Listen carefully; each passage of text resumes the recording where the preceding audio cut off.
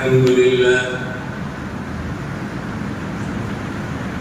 لله نحمده ونستعينه ونستغفره ونؤمن به ونتوكل عليه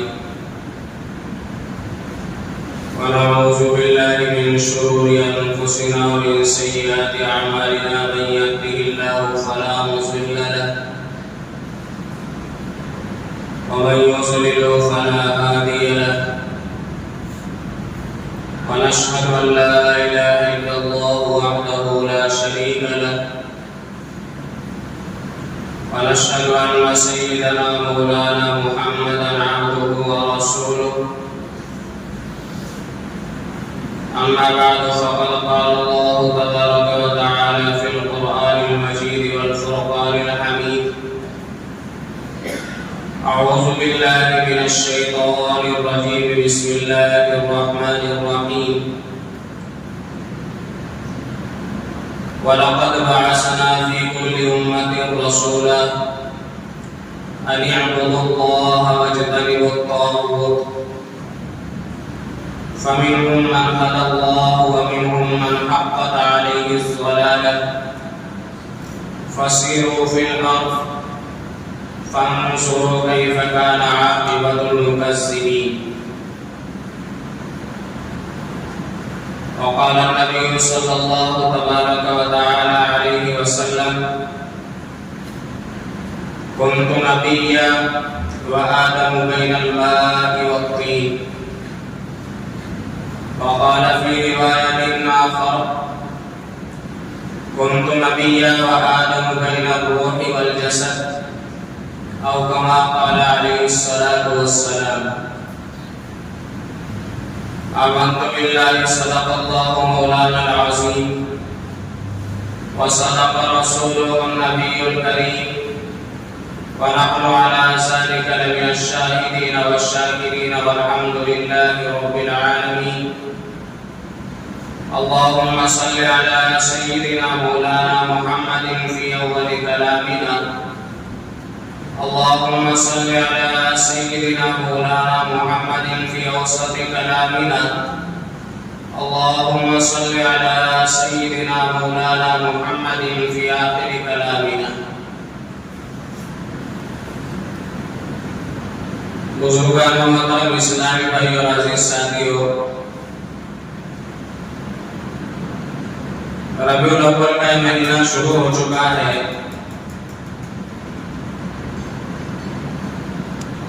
حضور اکرم صلی اللہ علیہ وسلم کی ولادت باسعادت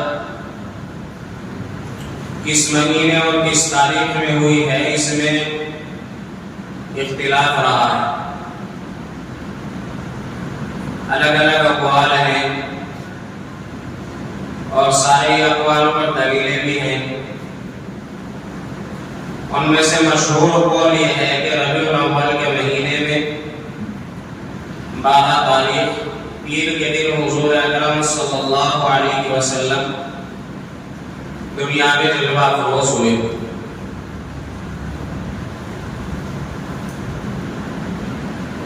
ربیع الاول کا مہینہ جب بھی آتا ہے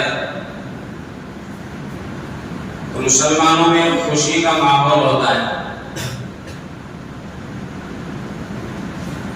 اب بعض لوگ پوچھتے بھی ہیں کہ ربیع الاول کا مہینہ جب آتا ہے تو مسلمانوں میں خوشی کا ماحول کیوں ہوتا ہے؟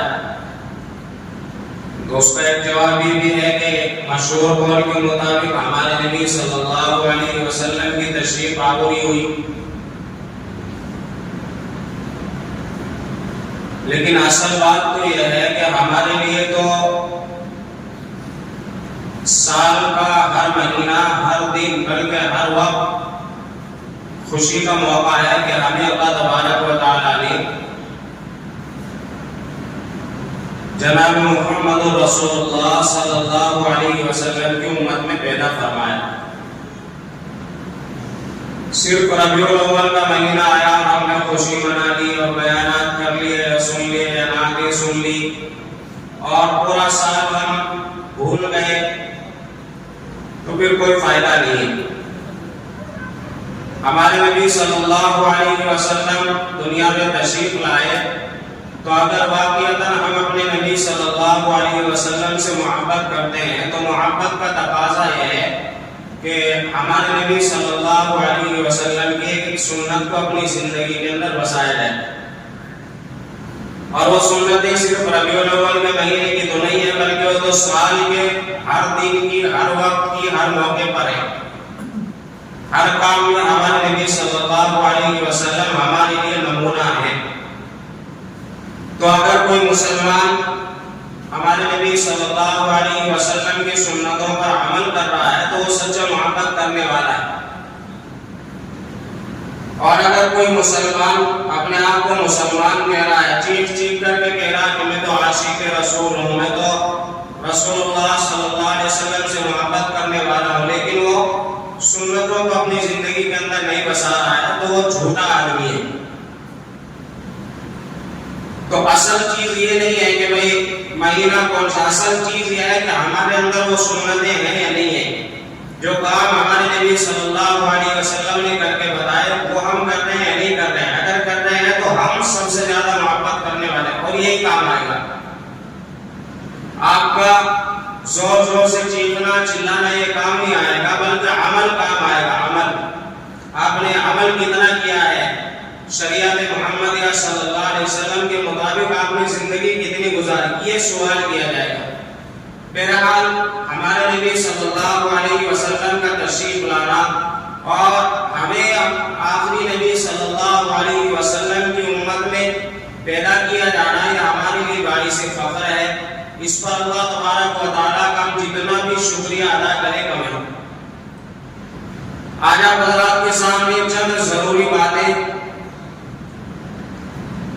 بتانے کا ارادہ ہے۔ سب سے پہلی بات تو یہ کہ اللہ تبارک و تعالیٰ نے انبیاء کرام علیہ السلام کو دنیا میں کیوں مبعوث فرمایا، انبیاء کی دنیا میں آنے کا مقصد کیا تھا۔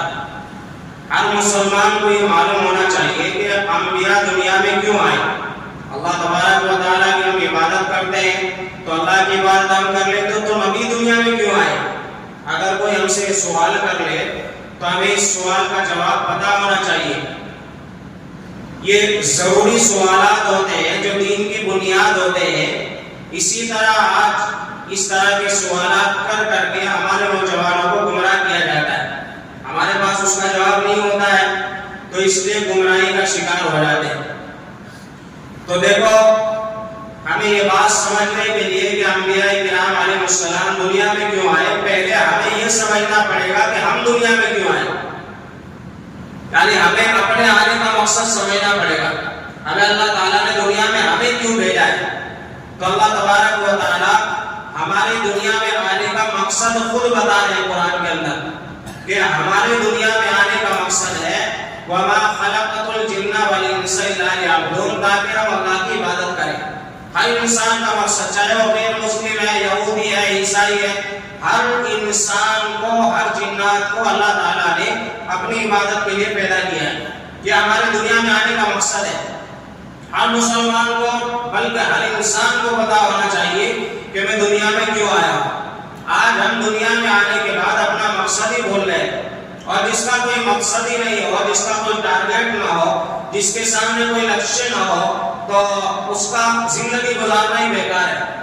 بھئی ایک جانور میں اور ایک انسان میں ایک تو فرق ہے نا۔ جانور کے سامنے کوئی مقصد، کوئی ٹارگیٹ نہیں ہوتا ہے، وہ بھی کھا رہا ہے، پی رہا ہے، وہ بھی سو رہا ہے، وہ بھی ہماری طرح سانسیں لے رہا ہے۔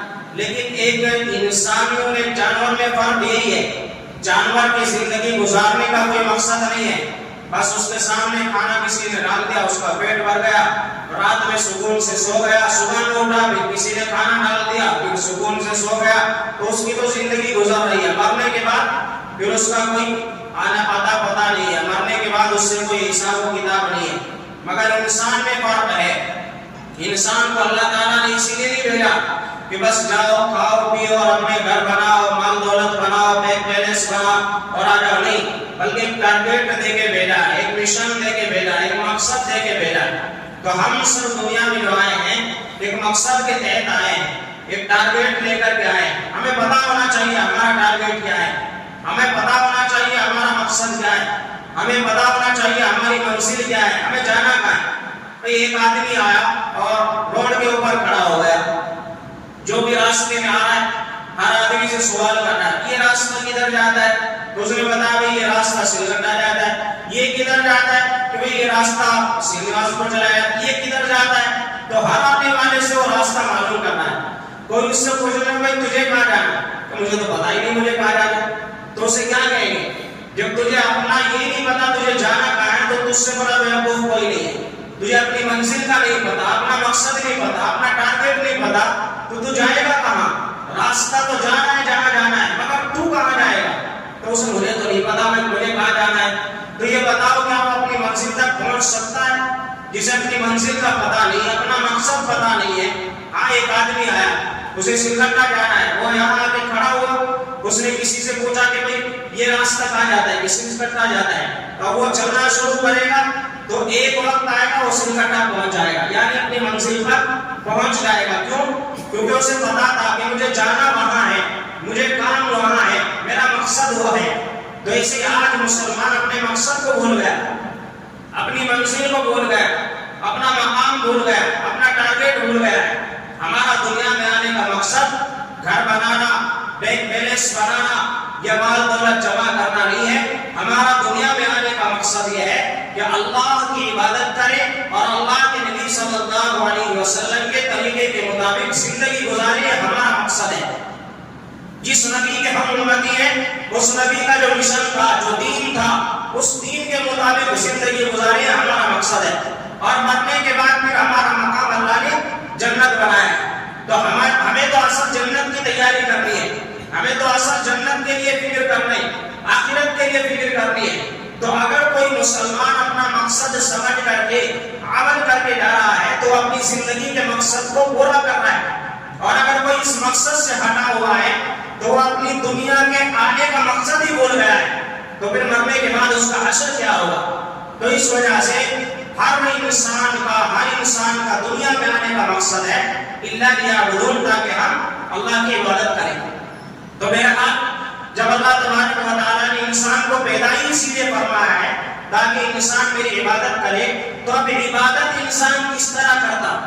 ایک تو یہ تھا کہ اللہ تبارک و تعالیٰ اپنی کتابیں نازل فرما دیتے، فرشتوں کے ذریعے سے کتاب آ جاتی ہمارے پاس میں، اور اللہ تعالیٰ کا حکم آ جاتا کہ بھائی عبادت کرو، تو اب ہمیں عبادت کرنی پڑتی۔ تو اس میں جو ہے طریقہ الگ الگ ہو جاتا، ہر انسان اپنے اپنے طریقے سے عبادت کرتا اور یہ کہتا کہ میں صحیح ہوں اپنی جگہ۔ آج بھی دیکھیں دنیا میں پتہ نہیں کتنے لوگ ہیں، ہر آدمی اپنے اپنے طریقے سے عبادت کر رہا ہے۔ تو اب ہمیں پتہ کیسے چلتا کہ عبادت کا طریقہ کون سا صحیح ہے کون سا غلط ہے؟ تو یہ طریقہ بتانے کے لیے، یہ طریقہ سمجھانے کے لیے اور ہمیں عمل کر کے دکھانے کے لیے اللہ تبارک و تعالیٰ نے انبیاء کرام علیہ السلام کو مبعوث فرمایا۔ ایک مثال دے کے میں آپ کو سمجھاتا ہوں۔ بھئی ایک کتاب آتی ہے، کتاب کے اندر لکھا ہوا ہے کہ اگر انسان کو بخار آ جائے تو فلاں ٹیبلٹ لے لو، اگر پیٹ میں درد ہو جائے تو فلاں ٹیبلٹ لے لو۔ تو اگر کتاب کے ذریعے سے انسان کو شفا مل جاتی تو یہ بتاؤ آج یہ ڈاکٹروں کی ضرورت کیوں پڑتی؟ پھر تو کوئی ہر آدمی گھر میں ڈاکٹر بن جاتا، بخار ہوا تو فوراً کتاب اٹھا کے دیکھتا، بھئی بخار میں فلاں ٹیبلٹ لے لو تو بخار کم ہو جاتا ہے۔ لیکن آج یہ جگہ جگہ پر ہاسپٹل بنے ہوئے ہیں، جگہ جگہ پر ڈاکٹر بیٹھے ہوئے ہیں، تو وجہ کیا ہے؟ وجہ یہ ہے کہ ہر آدمی کتاب کے ذریعے سے سبق حاصل نہیں کر سکتا ہے، ہر آدمی کتاب کے ذریعے سے شفا حاصل نہیں کر سکتا ہے، اس کے بہت سارے طریقے ہوتے ہیں۔ ڈاکٹر ان چیزوں کو سمجھتا ہے، بیماری کو سمجھتا ہے، بخار کے کتنی قسم کا ہوتا ہے، درد کتنی قسم کا ہوتا ہے، انسان کو کون سی ڈوز دینی ہے، کون سی ٹیبلٹ دینی ہے، کتنی دینی ہے، کب دینی ہے، یہ ساری چیزیں ڈاکٹر بتا سکتا ہے، عام آدمی ان چیزوں کو نہیں سمجھ سکتا ہے۔ اس وجہ سے ڈاکٹر وہ پڑھائی پڑھتا ہے، ڈگری لیتا ہے، اس کے بعد میں پھر وہ ہاسپٹل میں بیٹھتا ہے، اب انسان اس کے پاس میں اپنا علاج کرانے کے لیے جاتا ہے۔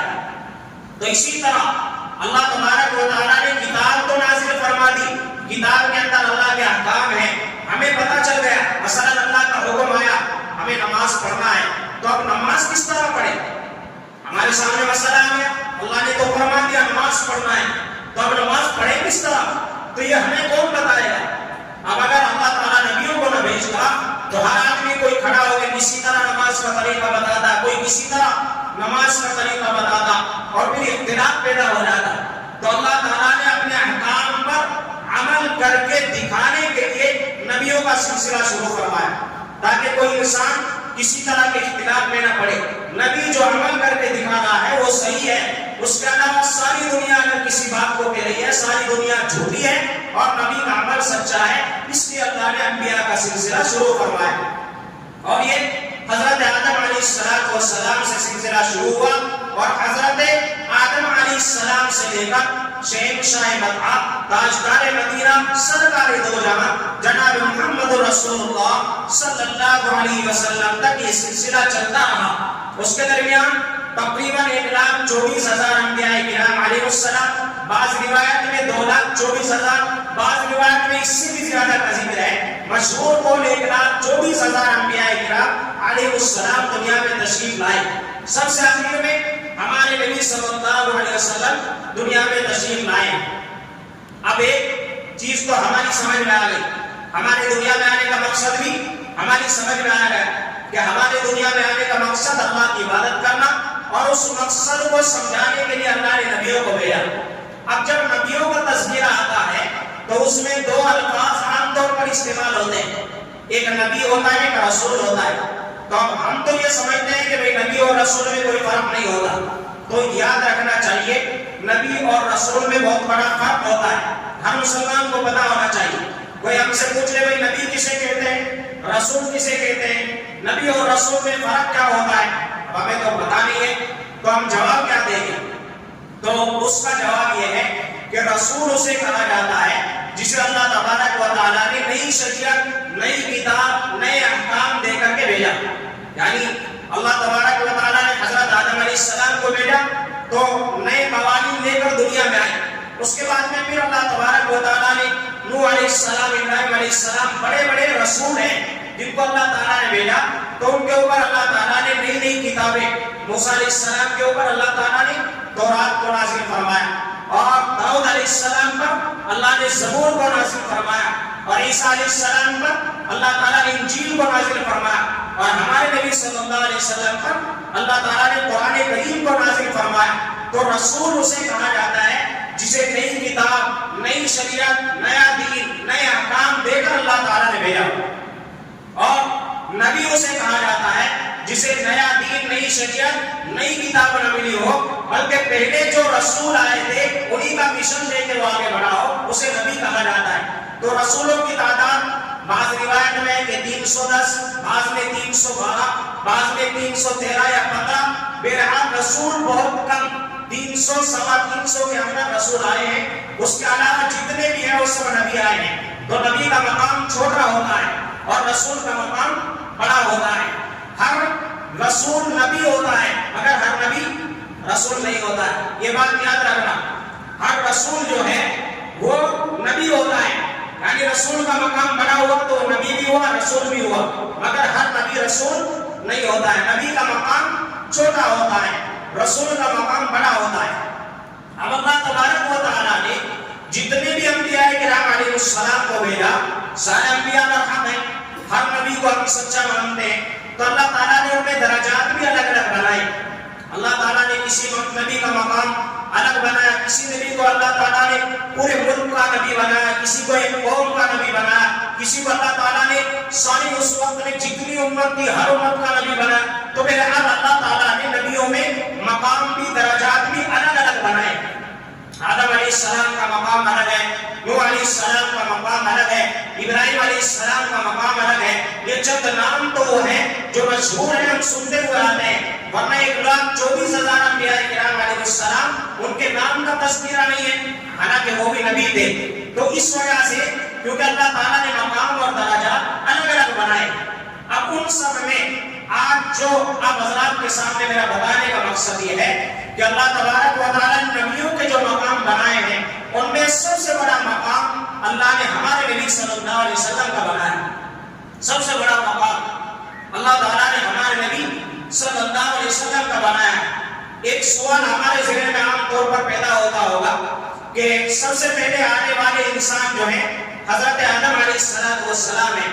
آدم علیہ السلام سے پہلے دنیا میں کوئی نہیں آیا، انسان نہیں آیا. یہ بات یاد رکھیں، آدم علیہ السلام سے پہلے دنیا میں کوئی انسان نہیں آیا.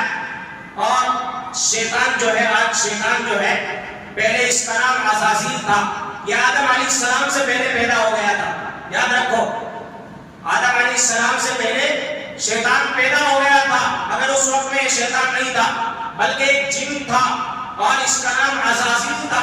بہت بڑا عبادت گار تھا. ہر جگہ پر اس نے اللہ تبارک و تعالیٰ کے سامنے سجدہ کیا ہے.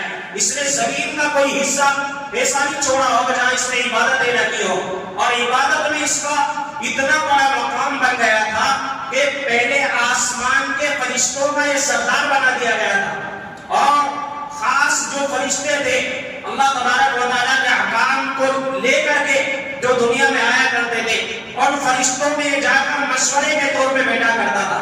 اور جب یہ پہلے آسمان پر جاتا تو دوسرے آسمان والے اللہ تعالیٰ سے کہا کرتے اللہ پہلے آسمان پر وہ تیرا مہمان نیک بندہ آیا ہے، ہمیں بھی اس کی مہمان نوازی عطا فرما. تو فرشتے اس کی مہمان نوازی کے لیے اللہ تعالیٰ سے دعائیں کیا کرتے تھے کہ ہمارے یہاں ایک بڑا اللہ کا مقرب بندہ آنے والا ہے، ایک بڑا عابد آنے والا ہے، ایک عبادت گزار آنے والا. تو اتنا بڑا عابد بن گیا تھا، اس کا نام عزازیل تھا. زمین کا یہ سردار بن گیا تھا. زمین پر جتنے جن رہا کرتے تھے اور سب کا سردار، زمین کا حاکم، زمین کا بادشاہ اللہ تبارک و تعالیٰ نے اس شیطان کو بنایا تھا.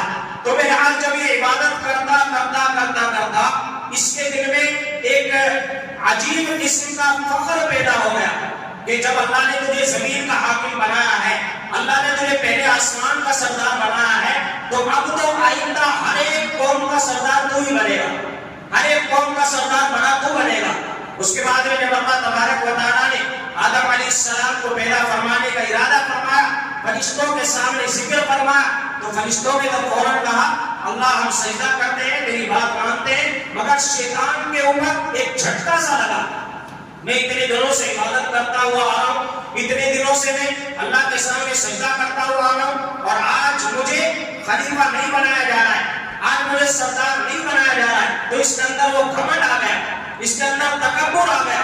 اسی وجہ سے تو علماء کرام نے لکھا ہے نا، ہم عام طور سے کیا کہتے ہیں کہ شیطان ایک نافرمانی کی بنا پہ ہمیشہ کے لیے ملعون بن گیا. نہیں، صرف ایک نافرمانی کی بنا پر نہیں بنا.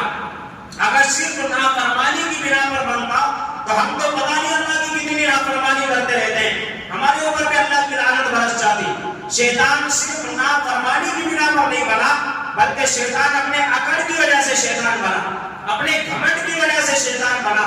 اللہ تبارک و تعالیٰ کے سامنے اس کی اپنا غرور دکھانے لگا، تکبر دکھانے لگا، اور دلیلیں دینے لگا، کہنے لگا یا اللہ یہ تو بتاؤ میں آگ سے بنا ہوا ہوں. اللہ تعالیٰ نے شیطان کو، جنات کو آگ سے بنایا ہے، فرشتوں کو اللہ نے نور سے بنایا ہے، اور انسان کو اللہ تعالیٰ نے مٹی سے بنایا ہے. تو یہ کہنے لگا مٹی کو آپ اوپر اچھالو تو مٹی نیچے آ جاتی ہے، آگ کو زمین کے اوپر جلاؤ تو آگ اوپر جاتی ہے. تو میرا مقام تو بڑا ہے، انسان کا مقام چھوٹا ہے، تو بڑا تو مجھے بنانا چاہیے، اس کو کیوں بنایا جا رہا ہے؟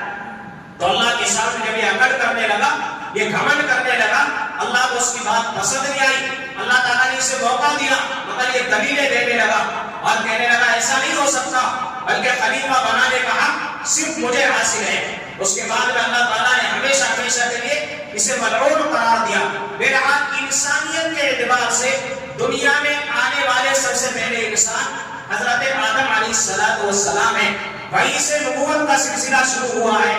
وہ ہم سب کے ساری دنیا میں جتنے انسان ہیں، چاہے وہ غیر مسلم ہو، چاہے وہ یہودی ہو، چاہے وہ عیسائی ہو، کسی بھی مذہب کا ماننے والا، سب کے باپ دادا جو ہے حضرت آدم علیہ السلام ہے، اور سب کی ماں حضرت حوا علیہ السلام. ان سے میرے کوئی انسان دنیا میں لیا ہے، انہیں سے اللہ تبارک و تعالیٰ نے انسانیت کا سلسلہ شروع فرمایا ہے. نبوت کا سلسلہ بھی اللہ تعالیٰ نے آدم علیہ السلام سے شروع فرمایا ہے. تو ہمارے نبی صلی اللہ علیہ وسلم کب تشریف لائے؟ سارے انبیاء کے بعد ہمارے نبی صلی اللہ علیہ وسلم دنیا میں تشریف لائے. سب سے پہلے آدم علیہ السلام آئے. اب جب دیکھا جاتا ہے تو مقام کس کا بڑا ہے؟ ہمارے نبی صلی اللہ علیہ وسلم کا مقام بڑا ہے. تو ہمارے نبی کو سب سے پہلے کیوں نہیں بھیجا؟ اس کا ایک چھوٹا سا مثال دے کے میں آپ کو سمجھاتا ہوں. دنیا میں عام طور پہ جب کوئی پروگرام ہوتا ہے تو پروگرام میں پہلے چھوٹے چھوٹے آدمی جمع ہو جاتے ہیں، اس کے بعد میں پھر ان کے استقبال کے لیے کوئی بڑا آدمی آنے والا ہوتا ہے، اس کے استقبال کے لیے سارے انتظامات ہوتے ہیں. جب سارا مجمع آ جاتا ہے اس کے بعد میں پھر وہ بڑا آدمی آتا ہے، اس کے استقبال کے لیے سب کو کھڑا کیا جاتا ہے. کیوں؟ بڑا آدمی بعد میں آتا ہے، کیوں؟ اس کا مقام بڑا ہے. اس سے پہلے سارے کے سارے لوگ جمع ہوتے ہیں، تو پتہ چلتا ہے کہ بھئی جو بڑا آدمی ہے اس کے استقبال کے لیے پہلے جمع ہونا پڑتا ہے. تو اللہ تعالیٰ نے ہمارے نبی صلی اللہ علیہ وسلم کے استقبال کے لیے 1,24,000 انبیاء کرام علیہ السلام کو پہلے بھیجا، اور ہر نبی نے آ کر کے بتایا کہ آخر میں ایک نبی آنے والے ہیں، اللہ نے ان کا مقام اتنا بڑا بنایا ہے، ان کے اخلاق کیسے ہونے والے ہیں، ان کے فضائل نبی نے بیان فرمائے. تو بہرحال ہمارے نبی صلی اللہ علیہ وسلم بعد میں آ رہے ہیں، یہ بھی ایک خصوصیت ہے. لیکن نبوت سب سے پہلے کس کو عطا ہوئی ہے؟ ہمارے نبی صلی اللہ علیہ وسلم کو عطا ہوئی. یہ عجیب بات ہے، بعثت کے اعتبار سے سب سے آخر میں آ رہے ہیں، مگر نبوت کے اعتبار سے سب سے پہلے ہمارے نبی صلی اللہ علیہ وسلم کو نبی بنایا گیا ہے. آدم علیہ السلام سے پہلے ہمارے نبی صلی اللہ علیہ وسلم کو اللہ تبارک و تعالیٰ نے نبی بنایا عالم ارواح میں. آپ کو بتاتا ہوں، قرآن کریم کی ایک سورت ہے جسے سورہ یاسین کہا جاتا ہے. سورہ یاسین کو قرآن کا دل کہا جاتا ہے. فرمایا اللہ کے نبی صلی اللہ علیہ وسلم نے جیسے انسان کے جسم کے اندر، بدن کے اندر دل ہوتا ہے، ایسے ہی اللہ تبارک و تعالیٰ نے قرآن کا ایک دل بنایا ہے، اور وہ سورہ یاسین ہے. اور اس کی فضیلت اللہ کے نبی صلی اللہ علیہ وسلم نے بتلائی کہ جب اللہ تبارک و تعالیٰ نے زمین و آسمان کو بنانے سے 1000 سال پہلے سورہ یاسین کو تلاوت فرمایا. ایک روایت میں 2000 سال پہلے کا ذکر ہے، ایک روایت میں 1000 سال پہلے کا ذکر ہے. اللہ تعالیٰ نے سورہ یاسین کو تلاوت فرمایا. تو فرشتوں نے جب اس سورت کو سنا تو فرشتوں نے کہا کہ کتنی خوش نصیب ہے وہ امت جس پر اس سورت کو نازل کیا جائے گا، اور کتنے بابرکت ہیں وہ دل جن دلوں کے اندر اس سورت کو محفوظ کر لیا جائے گا.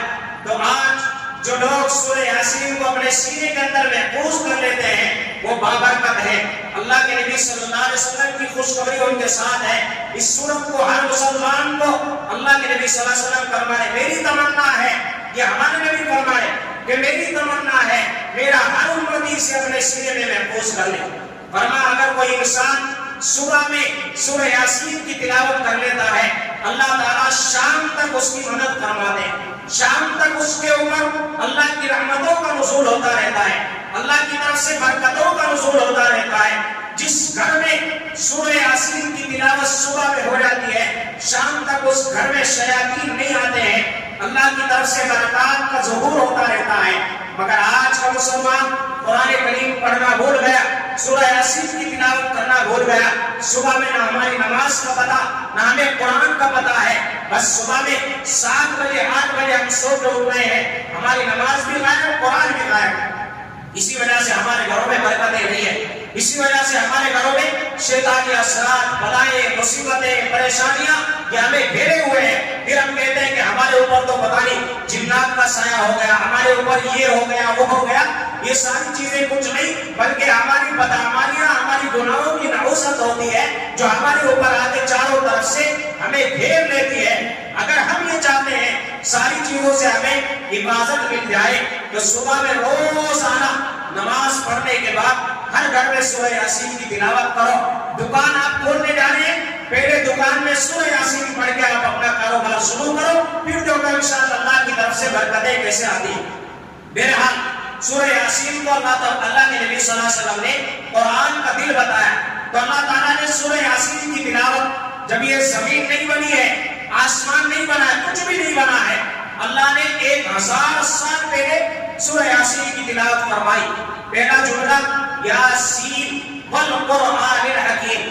یاسین ایک حدیث کے اندر آتا ہے اللہ تبارک و تعالیٰ نے ہمارے نبی صلی اللہ علیہ وسلم کو 10 صفاتی ناموں سے پکارا ہے. جیسے ہوتا ہے نا عام طور پہ ہمارے یہاں بچہ پیدا ہوتا ہے، بچہ اگر خوبصورت ہوتا ہے تو ماں اس کو الگ الگ نام سے محبت میں پکارتی ہے. ایک تو اس کا اصلی نام ہوتا ہے، ذاتی نام ہوتا ہے، اور ایک اس کو محبت میں پکارا جاتا ہے. تو ہمارے نبی صلی اللہ علیہ وسلم کو اللہ تبارک و تعالیٰ نے محبت میں الگ الگ القاب سے پکارا ہے، الگ الگ نام سے پکارا ہے. تو فرمایا انہی ناموں میں سے ایک نام یاسین بھی ہے. تو اللہ تعالیٰ ہمارے نبی صلی اللہ علیہ وسلم کو پکار رہے ہیں، یاسین کہہ کر کے پکار رہے ہیں۔ اس کے بعد میں اگلا جملہ والقرآن الحکیم، اللہ تعالیٰ فرما رہے قسم ہے قرآن حکیم کی۔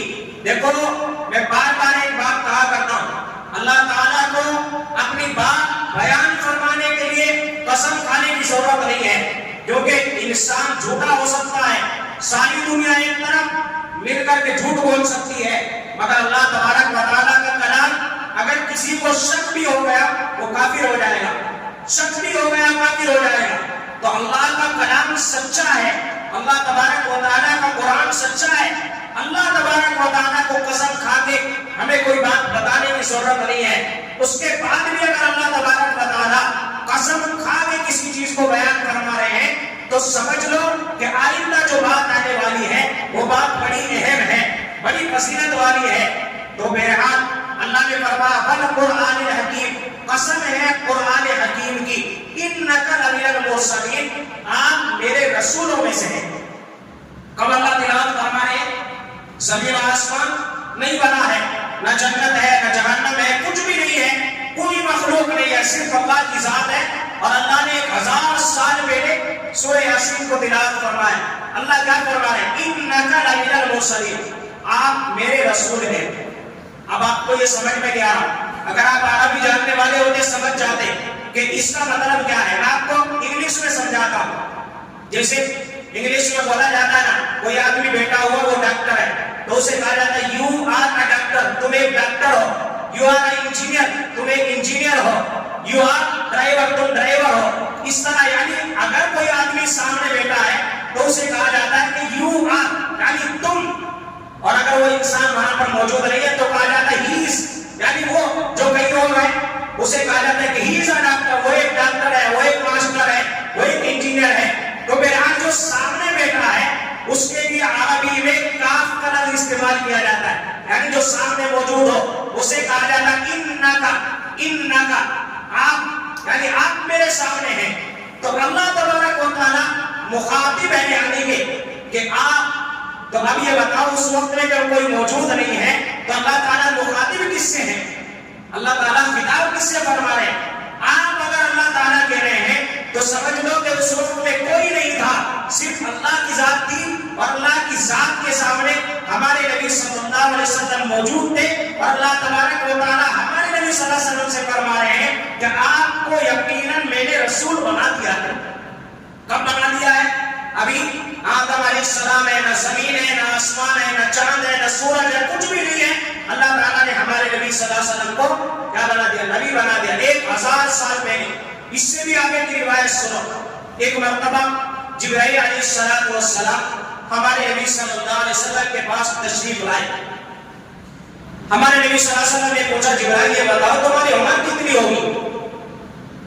تو جبرائیل علیہ السلام نے فرمایا یا رسول اللہ صلی اللہ علیہ وسلم مجھے ویسے تو اندازہ نہیں ہے میری عمر کتنی، اللہ نے عمر اتنی لمبی بنائی ہے، کب پیدا فرمایا تھا اور آج تک کتنی عمر ہو گئی ہے، کتنے ہزاروں لاکھوں کروڑوں سال گزر گئے ہیں، صحیح تو مجھے اندازہ نہیں ہے۔ ہاں البتہ ایک چیز میں آپ کو بتاتا ہوں کہ اللہ تبارک و تعالیٰ کے حکم سے چوتھے حجاب کے اندر 70,000 سال کے بعد ایک نور، ایک ستارہ روشن ہوتا ہے۔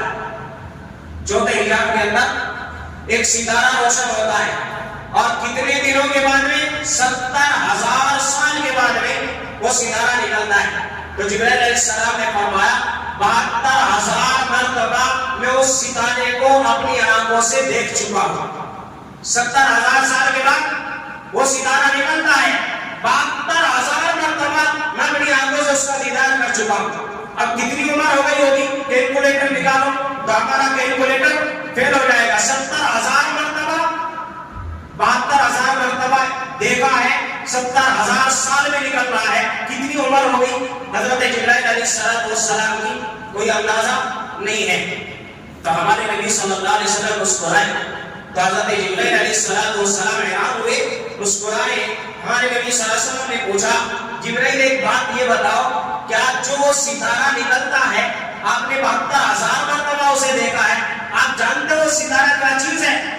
تو جبرائیل علیہ السلام نے فرمایا یا رسول اللہ صلی اللہ علیہ وسلم نے جانتا تو نہیں وہ کیا چیز ہے، صرف دیکھا ہے، 72,000 مرتبہ اسے دیکھا ہے، لیکن آج تک یہ نہیں پتا کہ وہ چیز کیا تھی اور کیوں نکلتا تھا، اور بس اللہ ہی بہتر جانتے ہیں۔ تو اللہ کے نبی صلی اللہ علیہ وسلم نے جواب میں ارشاد فرمایا، سیرت حلمیہ ایک کتاب ہے، علامہ حلمی رحمۃ اللہ علیہ نے جلد نمبر 1 صفحہ نمبر 113 114 پر اس روایت کو ذکر کیا ہے۔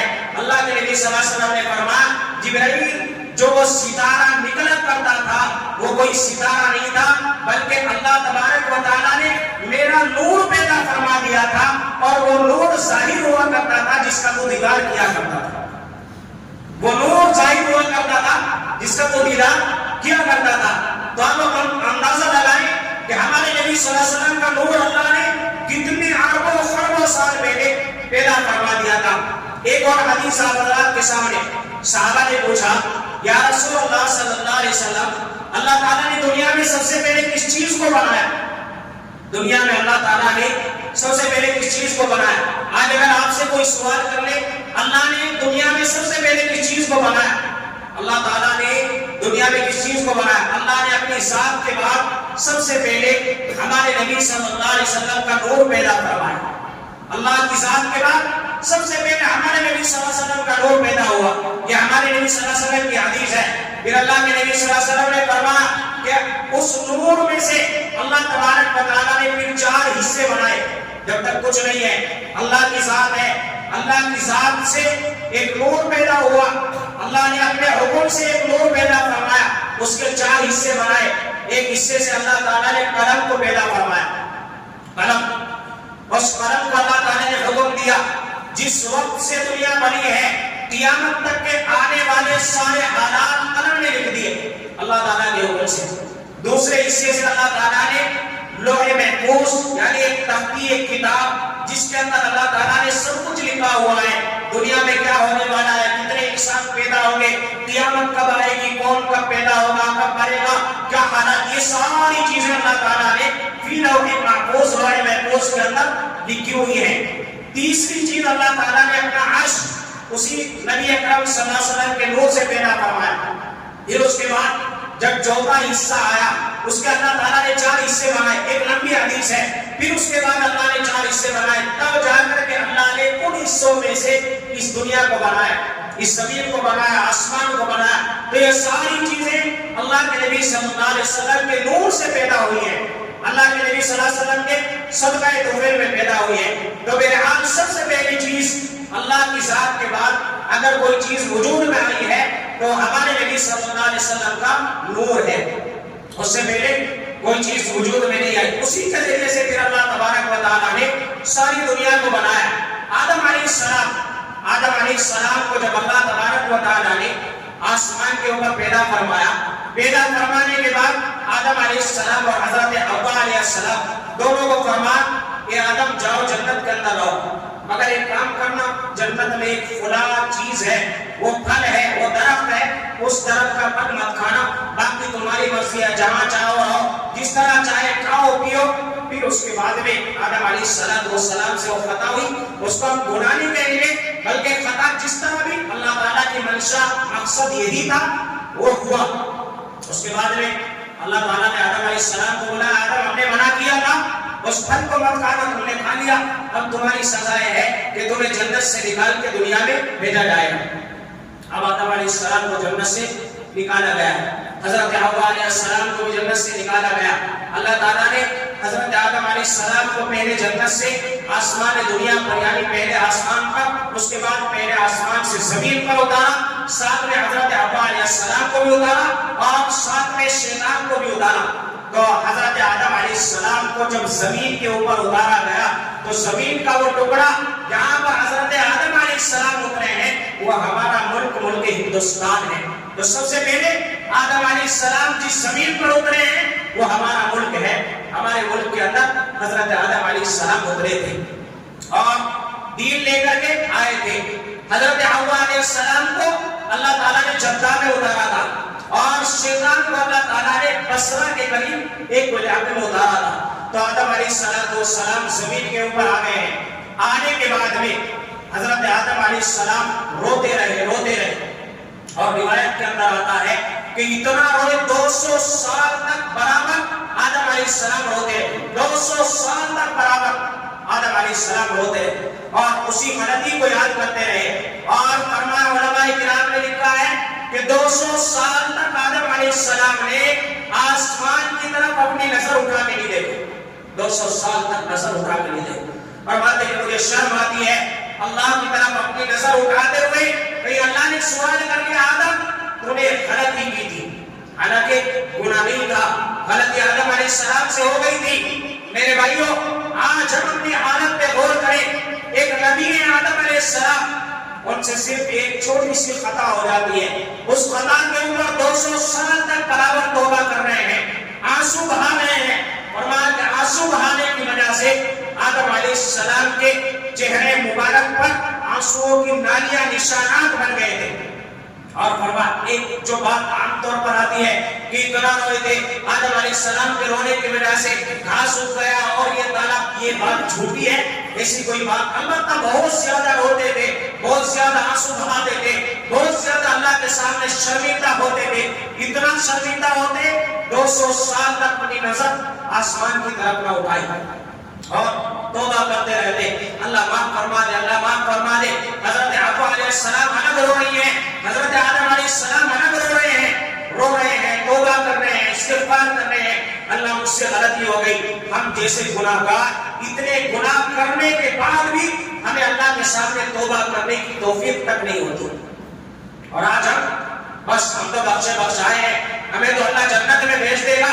ایک نبی ہو کے اتنا اللہ سے ڈر رہے ہیں، اتنا اللہ کے سامنے توبہ کر رہے ہیں، تو ہم جیسے گناہگاروں کو کتنا اللہ کے سامنے توبہ کرنی چاہیے، استغفار کرنا چاہیے. بہرحال آدم علیہ السلام 200 سال ہو گئے. ایک روایت میں 300 سال کا ذکر، ایک روایت میں 200 سال کا ذکر ہے.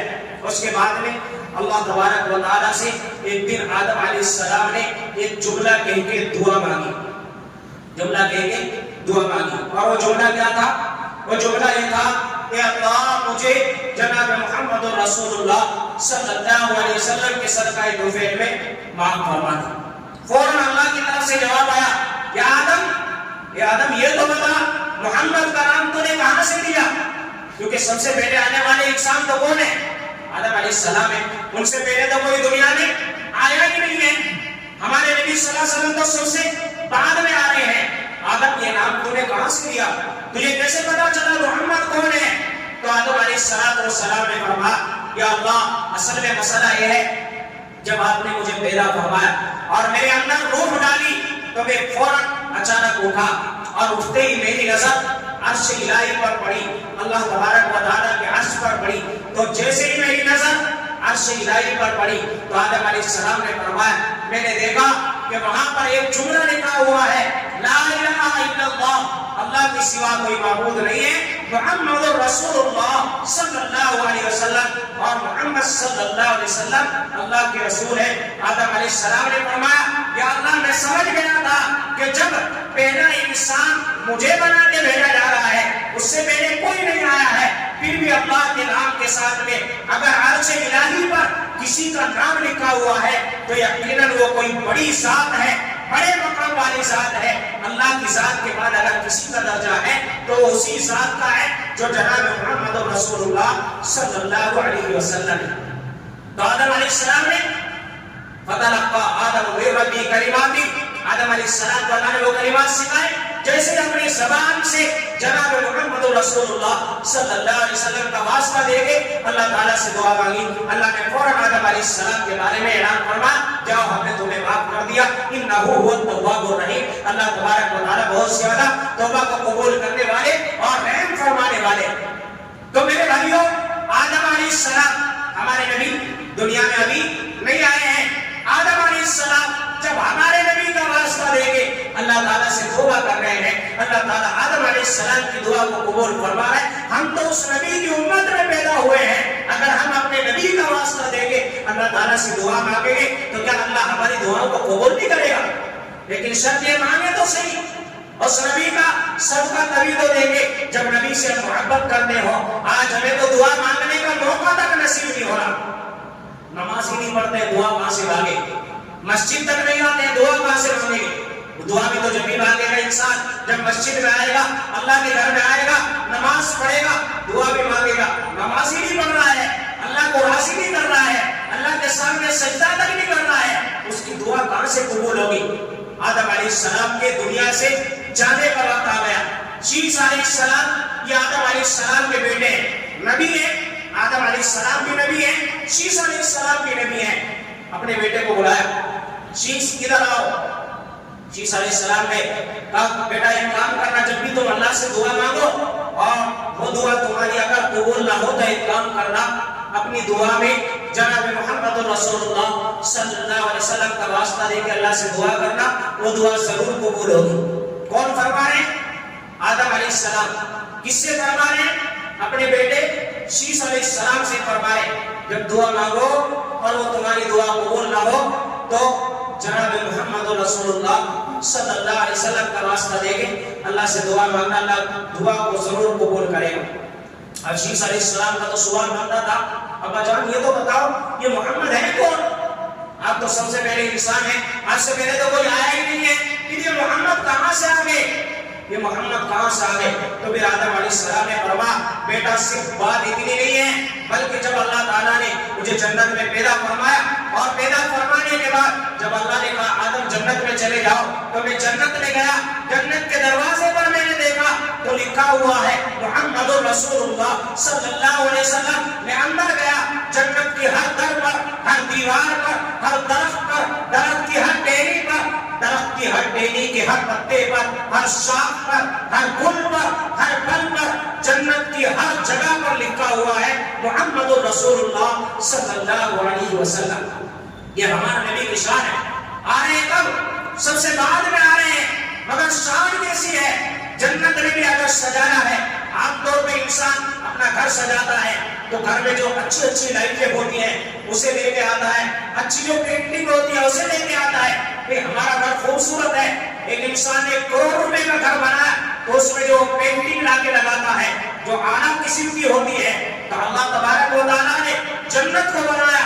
حالانکہ جنت کو سجانے کی ضرورت نہیں ہے، جنت کو اللہ نے بنایا ہی ایسا ہے، وہ ہماری دنیا کی گھروں کی طرح کوئی گھر نہیں ہے۔ اللہ نے اس کی ایک سونے کی بنائی ہے، ایک چاندی کی بنائی ہے، اور اللہ نے اس کا گارا زعفران کا بنایا ہے۔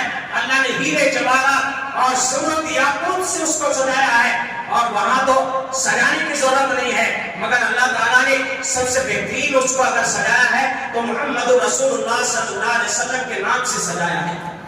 جنت کی ہر چیز کو سجایا محمد رسول اللہ صلی اللہ علیہ وسلم کے نام سے۔ اور اس کے بعد آدم علیہ السلام نے فرمایا بیٹا بات صرف یہاں تک ختم نہیں ہوتی، بلکہ آدم علیہ السلام نے فرمایا یاد رکھنا میرے بیٹے، اگر اللہ تبارک و تعالیٰ محمد رسول اللہ صلی اللہ علیہ وسلم کو پیدا نہ فرماتے تو اللہ اس کائنات کو نہ بناتا، نہ اللہ زمین کو بناتا، نہ اللہ آسمان کو بناتا، نہ اللہ جنت کو بناتا، نہ اللہ جہنم کو بناتا، نہ آدم آتے، نہ نوح علیہ السلام آتے، نہ ابراہیم علیہ السلام آتے۔ 1,24,000 انبیاء کرام علیہ السلام اگر دنیا میں آ رہے ہیں تو وہ جناب محمد رسول اللہ صلی اللہ علیہ وسلم کے صدقہ طفیل میں آ رہے ہیں۔ یہ شجر، یہ حجر، یہ عرض، یہ سما، یہ گل و گلزار، یہ ساری چیزیں جو ہمیں نظر آ رہی ہیں یہ جناب محمد رسول اللہ صلی اللہ علیہ وسلم کے صدقہ طفیل میں نظر آ رہے ہیں۔ آج یہ جو آسمان نظر آ رہا ہے میرے نبی کے صدقہ طفیل میں نظر آ رہا ہے۔ اسی لیے تو کسی نے کہا ہے کہ محمد نہ ہوتے تو کچھ بھی نہ ہوتا، محمد نہ ہوتے تو کچھ بھی نہ ہوتا، نہ موسیٰ نہ عیسیٰ نہ آدم نہ حوا، یہ سارا جہاں میرے نبی صلی اللہ علیہ وسلم کے صدقہ طفیل میں اللہ نے بنایا۔ سارا جہاں اللہ نے میرے نبی صلی اللہ علیہ وسلم کی صدقہ طفیل میں بنایا ہے۔ اور اس سب سے بڑھ کر کے بات یہ آپ کا وقت ہو گیا، اللہ نے اتنا بڑا نبی ہمیں عطا فرمایا اور ہمیں اس نبی کی امت میں اللہ تعالیٰ نے پیدا فرمایا، تو ہمارے نبی کا مقام سب نبیوں سے اعلیٰ، تو اس امت کا مقام بھی اللہ تعالیٰ نے سب سے اعلیٰ بنایا ہے۔ لیکن میرے بھائیوں آج ہمارے لیے افسوس کی بات ہے کہ ہمیں اللہ تعالیٰ نے اس نبی کی امت میں پیدا فرما دیا جس نبی کا اللہ نے مقام اتنا بڑا بنایا، جس نبی کا نام لے کر آدم علیہ السلام دعا فرما رہے ہیں، اپنی اولاد کو بتا رہے ہیں بیٹا اگر دعا قبول نہ ہو اس نبی کا واسطہ دے کے دعا مانگ لینا، اللہ دعا قبول کر لے گا۔ مگر آج افسوس کی بات ہے کہ ہم اس نبی کے امتی بن کے کیا کر رہے ہیں، ہم اس نبی کی امت میں پیدا ہو کے ہم کیا کر رہے ہیں؟ اس نبی کے ہمیں سنتوں کا کتنا لحاظ ہے، اس نبی کا لباس ہم نے نہیں رکھا، اس نبی کا چہرہ ہم نے نہیں رکھا، اس نبی کے طریقوں کو ہم نے زندہ نہیں رکھا۔ آج نبی کی سنتوں کا جنازہ ہم نکال رہے ہیں اور ہم کہتے ہیں کہ ہم حضور اکرم صلی اللہ علیہ وسلم کے امتی ہیں۔ کل قیامت کے دن ہمارے نبی صلی اللہ علیہ وسلم کھڑے ہوں گے اور ہم اس چہرے کے ساتھ میں جائیں گے اللہ کے نبی صلی اللہ علیہ وسلم کے دربار میں۔ اللہ کے نبی نے اگر ہمیں دیکھ کر کے اپنا رخ پھیر لیا تو یہ بتاؤ کیا ہمیں کوئی بچانے والا ملے گا؟ اس لیے میرے بھائیوں، ہم اس امت میں پیدا ہوئے ہیں، ہمارے لیے بڑے فخر کی بات ہے، بڑا احسان ہے اللہ کا ہمارے اوپر، لیکن شرط یہ ہے صرف پیدا ہو جانا کافی نہیں ہے بلکہ عمل کر کے جاؤ، عمل کر کے جاؤ۔ ہمارے نبی صلی اللہ علیہ وسلم کو اللہ تعالیٰ نے ہمارا نبی بنایا تو اس نبی کے ایک ایک سنت کو اپنی زندگی کے اندر بسا لو، اس نبی کے نام کے اوپر زندگی گزارو۔ جو کام اللہ کے نبی صلی اللہ علیہ وسلم نے کر کے بتائے ان کاموں کو اپنی زندگی کے اندر بسا لو۔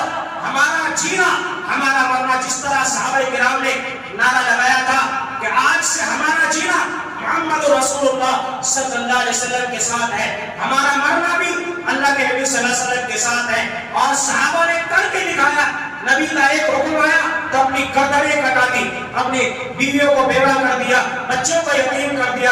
آج ہمیں تو یہ بھی نہیں کہا جا رہا کہ تم اپنے بچوں کو یتیم بنا دو، اپنی بیویوں کو چھوڑ دو، صرف یہ کہا جا رہا ہے صرف عمل کر لو، سنتوں کو اپنی زندگی کے اندر بسا لو، اللہ کے احکام پہ عمل کر لو۔ جن کام سے ہمارے نبی صلی اللہ علیہ وسلم راضی ہوتے تھے ان کام کو اپنی زندگی کے اندر بسا لو۔ اگر ہم نے یہ کام کر لیا، اللہ نے صحابہ کو عزتیں عطا فرمائی تھی، اللہ وہ عزتیں ہمیں بھی عطا کرے گا۔ یہ کام آج ہم سنتوں سے ہم دور ہو رہے ہیں، اللہ کے نبی صلی اللہ علیہ وسلم کی تعلیمات سے ہم دور ہو رہے ہیں اور قرآن سے ہم دور ہو رہے ہیں، اللہ کے احکام سے ہم دور ہو رہے ہیں۔ اس وجہ سے ساری دنیا میں جو ہمارے حالات ہیں وہ بیان